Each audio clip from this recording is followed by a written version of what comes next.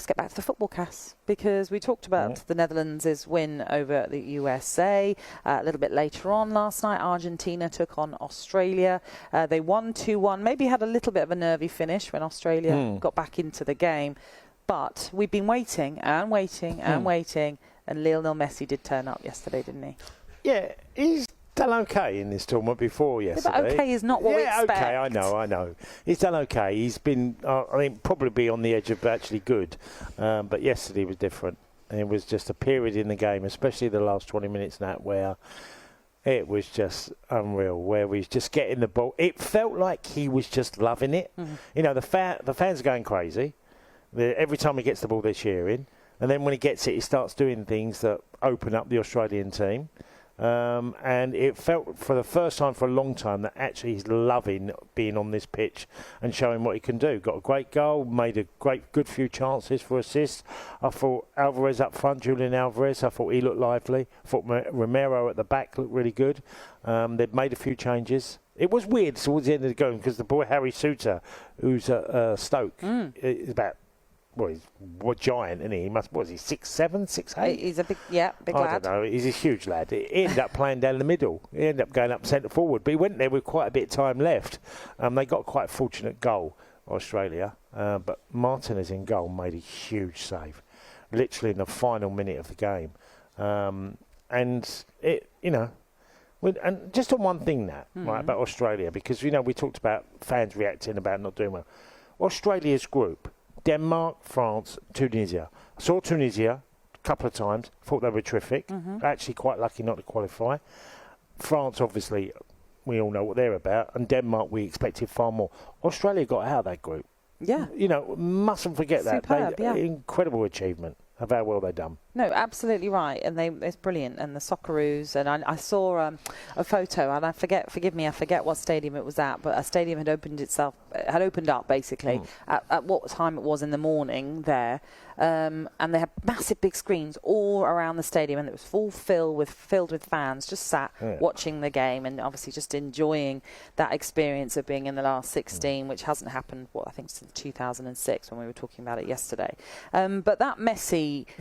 The performance by Messi actually was a bit like going back in time. I felt it was. There were times where he would just do his clever sort of running and drawing of defenders, because obviously, I think at one stage there was a moment where there was 4 defenders around it, but he still managed to get the ball out, and it was Martinez that blazed it over, unfortunately. There were just moments in that game where you just thought, oh, you've taken us back in time there, Messi. He looked a bit like Messi of old, the way he could just be a nuisance in his messy way. Well, he has had a good season at PSG. He's done really well this year. It was nothing like his first season where he struggled. He didn't look fit enough. It felt like he's had a great pre-season. He's come to this World Cup in decent form for Paris Saint-Germain, and he's loving it. And also, like you said, he's one of the best holders of a ball, so you can give it to him and he can be in tight situations and he can wriggle his way out of it, even sometimes with a quick flick or a pass. You know, going back in time is really weird, because Lionel Messi at one time was, even compared to Ronaldo, in my opinion, was on another level for a few years, where he was just sensational. Things he was doing in Champions League games, things he was doing in La Liga in Spain, just extraordinary. And we got a reminder last night. It's not quite the same Messi, but it was pretty close. It was a hell of a performance from him. Yeah, it was his 1,000th appearance, I should say, in professional football. His 100th game as the Argentina captain as well. His first goal ever scored in a World Cup knockout. Yeah, that seems strange. I know, you can't believe that, really. But is this now finally on Argentina? Are we starting to see them now going from strength to strength, and why they might be considered a contender? Well, they lost the first game, didn't they, against Saudi Arabia. Didn't play well, looked a little bit rudderless at the time. Have got better, yes, most definitely. Saw them beat Poland. I would like to think that they're an improving team now, where they just will step up. And what we saw in knockout stages football, you asked me earlier about knockout stages football, and I said it's a completely different thing, as in you could be home the next day. I thought you saw the emotion after the game, the players' reaction to the fans. That felt like a team that really wants to be here for the long haul. And I didn't think they would have a chance of winning it. I think Lionel Messi has to be at his very best. I think they've still got a huge amount of very good players playing for some of the big, as you'd expect, with Argentina, some of the biggest clubs in the world. I think he will have to be at his very best, a bit like Diego Maradona in '86. It's not a one-man team by any stretch of the imagination, but he is the one gem that makes everything happen and gives them... he's got 3 goals. He's top goal scorer leading at the moment. Is there more to come from Lionel Messi?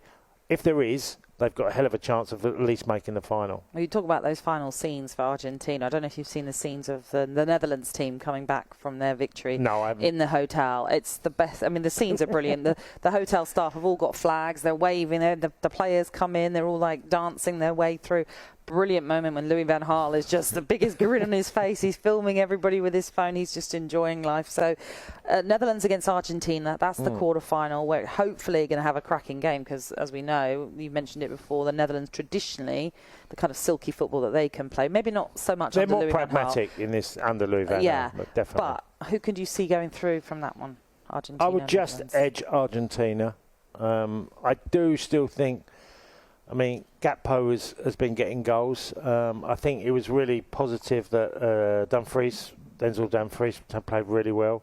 That gave them more option. Memphis Depay, he didn't look as fit as he did last night watching the game at the start of the campaign. I don't think he played the first game for the Netherlands. No, I think he sub. It was a sub. Yeah, he came on, so he clearly wasn't quite up to speed. He looked closer to that last night. Really tight call. There isn't a lot to choose, and I do think there will be a slight styles. I think Argentina will want to try and take the game to the Netherlands, which could quite suit them. Frankie de Jong in midfield is an interesting one because he's really getting going now in the tournament as well. So really tight game. I wouldn't be surprised if it went to extra time and pens. I wouldn't be surprised. Some interesting matchups, I'm sure, in that match. Coming up on Friday, every single game is coming your way live on talkSPORT, so you'll be able to find out how the Netherlands and Argentina fare, as you will with England, who take on Senegal tonight in the last 16.